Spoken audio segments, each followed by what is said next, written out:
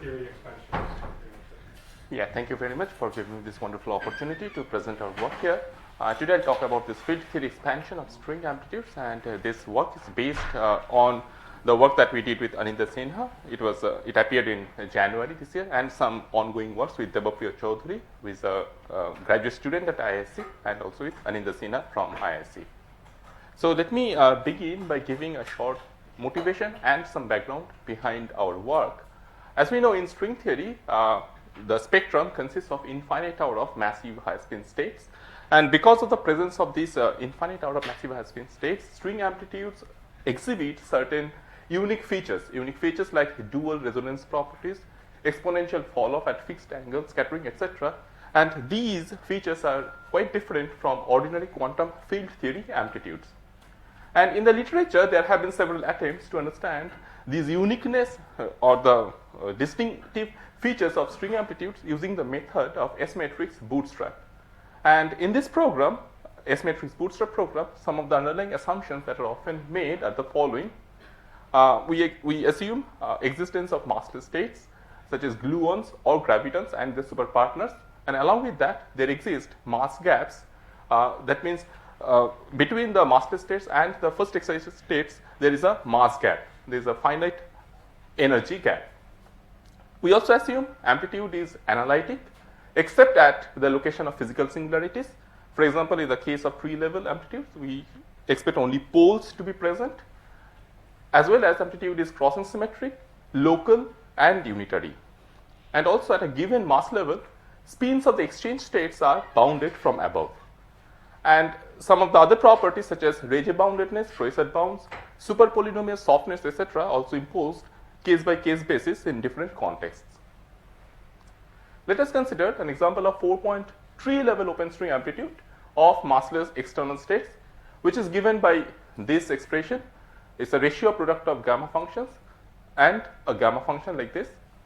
And it can be checked that it has poles at positive integer values of s and t, and the residues in one particular channel can be given as polynomials in the other channel, and the polynomial can in turn be written in terms of Gegenbauer polynomials, which will give the spectrum of the exchanges. For example, at mass level 1, we see that we have only scalar exchange. At mass level 2, we have spin 1. At mass level 3, we have both scalar and spin 1, and so on. And in fact, the full amplitude is obtained by multiplying this by prefactor, which contains a tensor structure. For example, in case of 4 gluon amplitude, this tensor structure is trace at f to the power 4. And some of the asymptotic features of this amplitude are the following. Like if we keep t fixed and take s to be very large, then the amplitude will have this asymptotic behavior, s to the power minus 1 plus t. And as we can see that if we take t to be negative, then this amplitude always decays with large s. And in the other limit, where both s and t are taken to be large but in opposite directions, that means t is minus of s, then the string amplitudes exhibit exponential fall off, whereas any ordinary field theory amplitudes will have mostly power law fall off. We often use dispersion relations like fixed t dispersion relation to study various properties of the amplitude. And in the case of fixed t, what we do is we hold the t variable fixed and express the amplitude in terms of discontinuities over the s channel. So we start with, in the s plane, we start with a contour integral and deform the contour such that the full amplitude is given by this. And along with the deformation, we also encounter a boundary term, which is usually present. And the boundary term vanishes only if the amplitude has a decaying property with large s. And for most amplitudes like quantum field theory amplitude, this boundary term actually is present. These amplitudes do not have this decaying property. Only in the case of string amplitudes, we have the boundary term to be vanishing, and that is why the string amplitude can be expressed in terms of expansions in one single channel. And of course, for this, we require the t to be negative, because as I just mentioned in the previous slide, that this satisfies this fall-off condition, which only decays at negative t. And because of this property of the string amplitude, that means it is expressible in terms of poles in one channel. So this amplitude manifests the property of dual resonance. That means it can be expressed either in terms of S channel or T channel.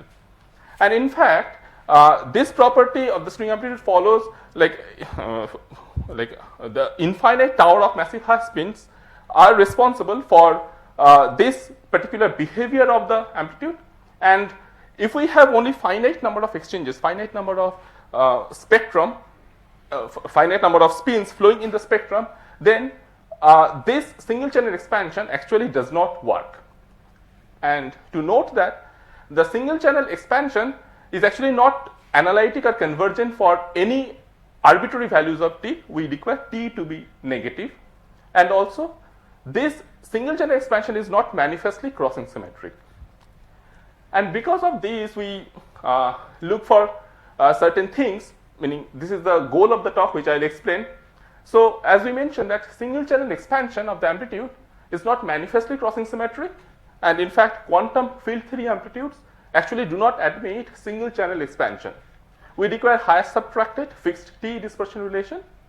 Now experimentally, the single channel expansion of the dual resonance model did not receive enough experimental support. In fact, historically Dolan, Horn and Smith, some of the first people to talk about this dual resonance model. They try to interpret the phenomenological data of the high energy hadron scattering, and they observed that the single channel expansion would require certain corrections to describe the experimental data. And in fact, in our work, we do not use, we talk about the dual resonance or single channel expansion in an approximate sense, and our main motivation is to go away from this single channel expansion. So this is the goal of our talk, to address the following issues. We'd like to obtain a quantum field theory like representation of string amplitude which is manifestly crossing symmetric, unlike the single channel expansion, local and analytic for any values of S1 and S2, S and T values.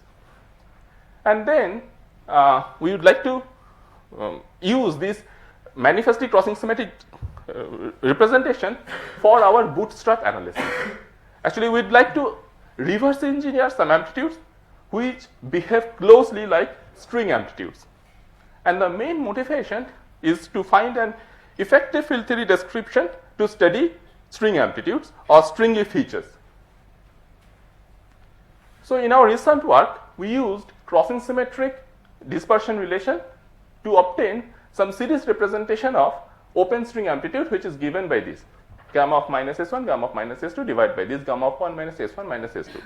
So this is the series representation, and as you can see, this has poles in both S1 and S2 channel.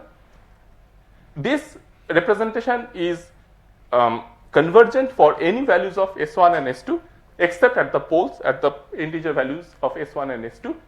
And there exists a lambda which is a free parameter, but if we sum over the full infinite tower, actually this lambda dependence drops out.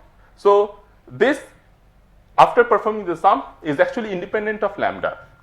So lambda here is a free parameter, and for convergence of the above series we require lambda to be greater than minus 1.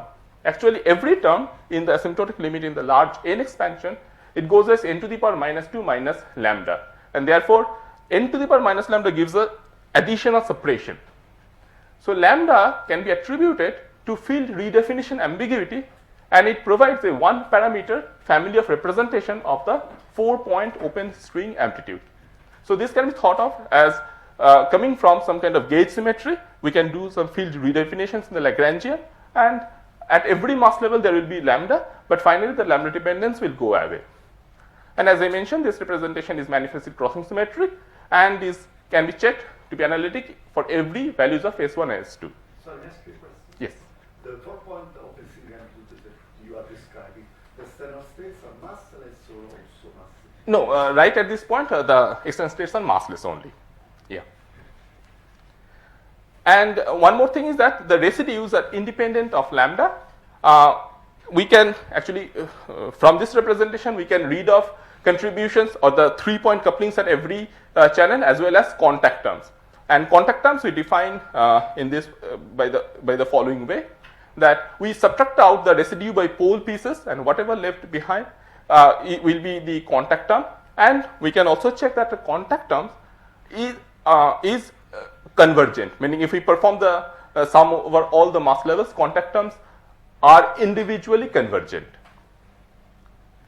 Here are some examples of the first few mass levels. So these exchanges give, like, they can be expanded in terms of Gegenbauer polynomials, and the positivity will ensure unitarity. And from the expansions of Gegenbauer polynomials, we can also read off the exchanges. For example, at mass level 1, we see the exchange is a scalar. At mass level 2, the exchange, this is a spin 1 exchange. And at mass level 3, we have spin 0 and spin 2 exchange. So, and from this coefficient, we can see that for the unitarity to be preserved, we require d to be less than or equal to 10. And these are the contact terms. Contact terms are dependent on this lambda, x and y, where x is S1 plus S2, y is S1 times S2. Okay. So now I have talked about the field theory like representation, but as a matter of fact, although we could find a manifestly crossing symmetric and local representation for open string amplitude, yet having infinite number of terms in the series is contradictory to having a field or quantum field theory like expansion. We'd require finite number of terms at every mass level for quantum field theory like expansion to make sense. Now, however, for a range of kinematic variables, let's S1, S2, let's say less than certain energy level, energy scale R, if the infinite series representation is truncated to retain finite number of terms, which is of the order of R, then the truncated series actually yields a very good approximation to the actual representation. And that is why we are calling it as a quantum field theory representation. Meaning effectively they are at a given mass, at a given energy level, effectively they are behaving like a field theory. What it means is that, let's say we are looking at an energy unit of, let's say 20 unit, and then below 20 unit for any values of S1, S2, this series, if we truncate the series, we need not to take the entire sum from 0 to infinity, but we can truncate the sum at some n max, which is of the order of that energy range. And then we can see that truncated sum gives a very good approximation to the black curve, which is the actual amplitude. Beyond this, this representation will break down. This truncated representation will break down. And in fact, there exists a range of lambda for which the amplitude remains almost constant. That means effectively del m del lambda is actually 0. And this demonstrates the quantum field theory representation. So the way we have obtained this crossing symmetric representation is the following. We used this crossing symmetric we used the actual version of crossing symmetric representation, which was initially studied by Oberson and Khoury and later studied by various people.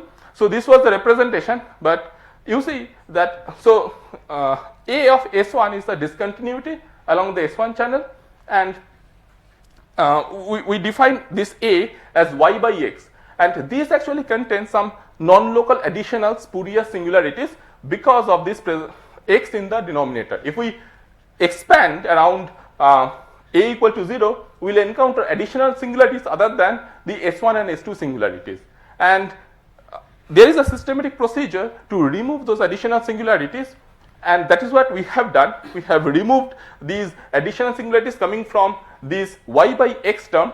X is S1 plus S2, so whenever S1 plus S2 go to 0, this will have singularities. We can remove them, and then we obtain a local, manifestly local analytic representation for amplitude, which is symmetric in S1 and S2, and this actually has a better, a larger domain of convergence. And now we use this representation in our bootstrap analysis. So what we need to do is actually specify this discontinuity along the S1 channel. So they are given in terms of Gegenbauer polynomials with positive CLNs to ensure unitarity. We also need to be a bit careful about the massless pole. Right now we are ignoring that. Now A of S1 is substituted back in this equation, in this representation, and what we do is, motivated by the parametric representation that we obtained for the open string amplitude, we assume implicitly that there exists a shift symmetry, a lambda dependence, and we feed it back in the dispersion relation to obtain a generic representation for the amplitude like this. So this is a generic representation which contains the CLNs. The idea is to find or solve for the CLNs. W00 of lambda is an unknown constant which can be solved in terms of the Wilson coefficients, and it can be verified that the one parameter family of representation that we have obtained, because finally we want this to be independent of lambda, and that gives us a set of constraints. So what we have is that this representation works if we have any number of only scalar exchanges, or if some higher spin exchange is turned on, then we require to have infinite number of such higher spin exchanges. And in fact, this representation can be checked to be valid for open string amplitude, Veneziano amplitude, which is the Euler beta function, and its hypergeometric deformations, which have been recently considered in the literature by these people. I think you should wrap up. Yeah, okay. So, in the interest of time, give me 1 minute, I'll wrap up. So, what we do is that finally the idea is to solve for the CLNs using this del m del lambda equal to 0, and we make some assumption about the W00, we feed it in. Using that, we solve for the CLNs subject to some constraints like W10 and W01 are held fixed.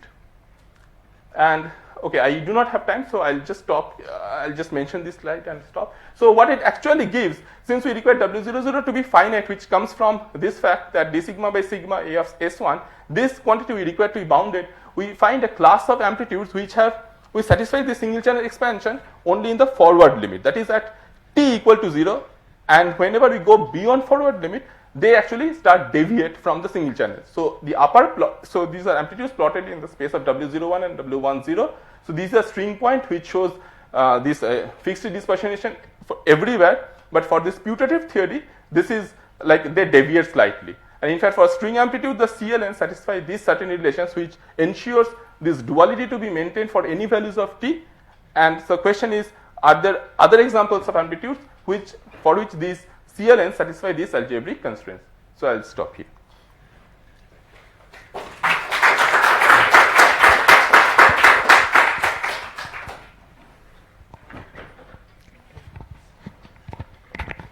So in the truncated amplitude, you showed that the contact terms depends on the lambda, right? Yes.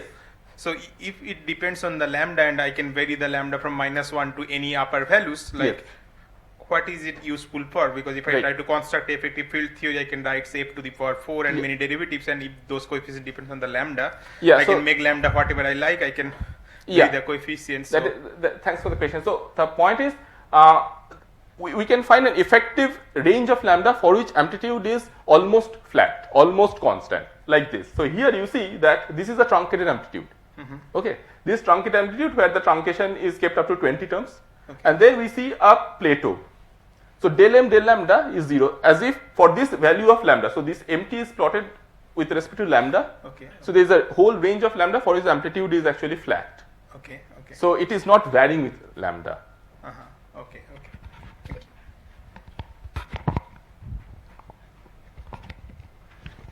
Can you repeat the statement you made on your last slide about trying to find CLNs? Yes. Actually, I rushed through this. So okay. Just let me explain. So what we demand is that this is a generic representation of amplitude.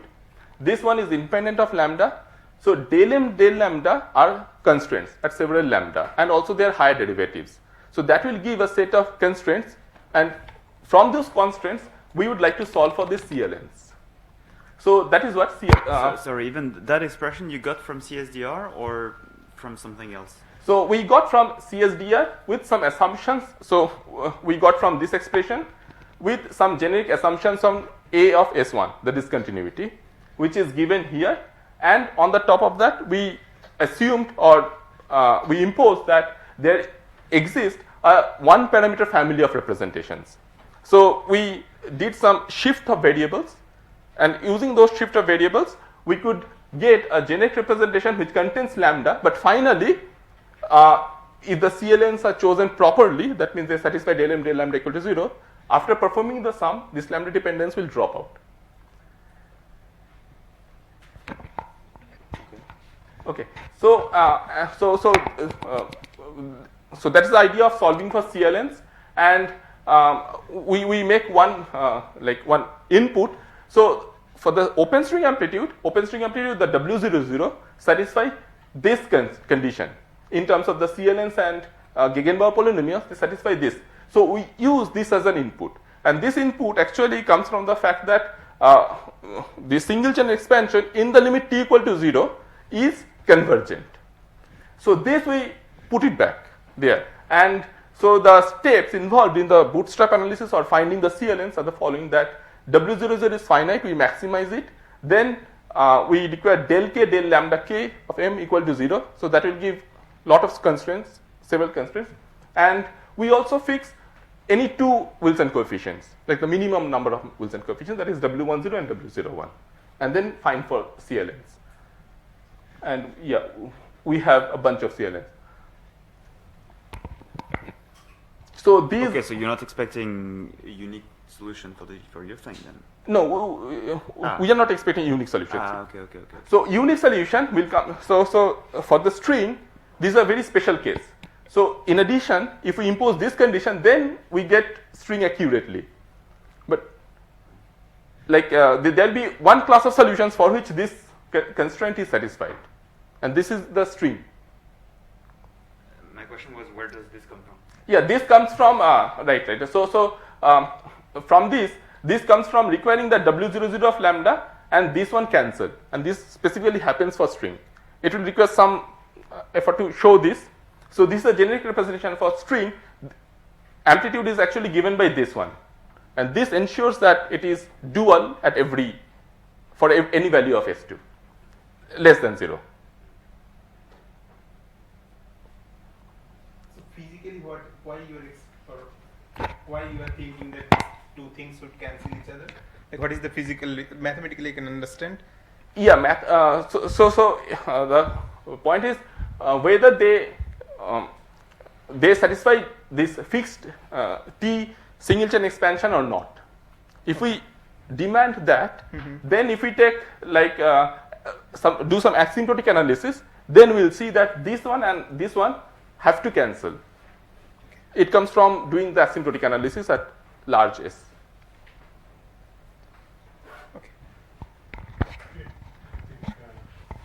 So next time you speak. Thank you.